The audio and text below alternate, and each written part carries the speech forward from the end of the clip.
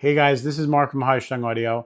So today we're looking at the Bifrost 264, and I wanted to talk about one aspect of this DAC that nobody's really talking about, and that is the brutal break-in time. Now I'm going to tell you right off the bat, this thing needs 200 hours of pure break-in.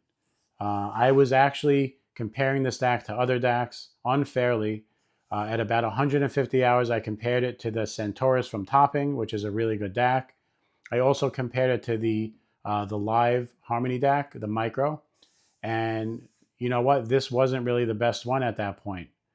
I decided to give it a little bit more break-in, and I just put another 50 hours on it, and that's where all the magic happened.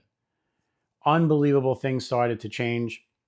The top end was smoothing out, and it became very silky and not sharp. The mid-range was gaining body, and tonal density was off the chart.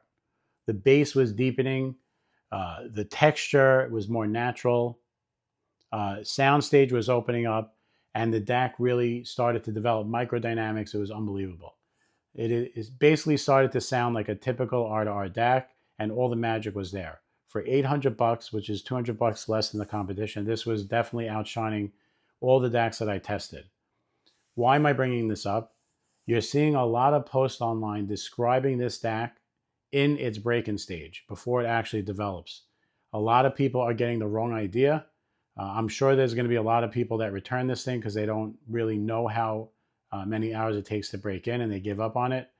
In my opinion, Schiit Audio should actually include a little postcard in this, letting people know that it is 200 hours. I think they do put it in the instructions, but they don't say the amount of hours. They just said it needs a little break-in. So I actually put together a little sheet for Schiit Audio. I actually sent it to them, and I think they should include this with every kit, a little postcard, and just letting people know that it does need 200 hours of break-in.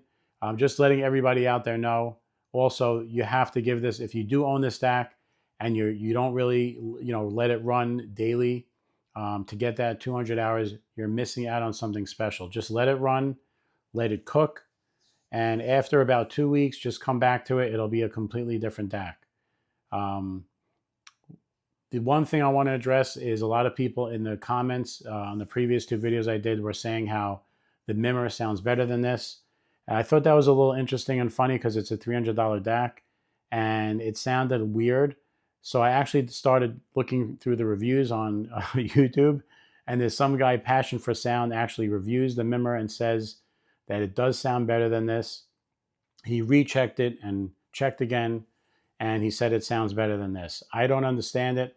I actually have one coming in. It's actually going to be arriving this Saturday. I'm going to let it break in for a day because Delta Sigma DACs only take about like 24 hours to break in. We'll let it break in. We'll do a comparison on Sunday night, and then we'll actually report back to you. I'll let you know what I think, but that's going to be really interesting if a $300 DAC is now beating this. What I do want to say, if people have this, don't actually get upset about it, because the owner of Schiit Audio actually said that the upgrade for this is coming very soon and it's on the horizon. They're trying to work out some problems with Forkbeard, integrating it into the card, but there is an upgrade coming out for this. The owner actually said he wants to try to make this chassis last about 10 years with the upgrades, but we'll see where that goes. I think the card's going to be out or announced in the next 2-3 months, and that'll definitely take this up a notch. So if I do get that and it does sound better, I don't think it will, but let's say it does, this is going to be upgraded soon anyway. So if you own this, don't be upset. The new upgrade is coming for this. Anyway, thank you so much for joining us on this little video.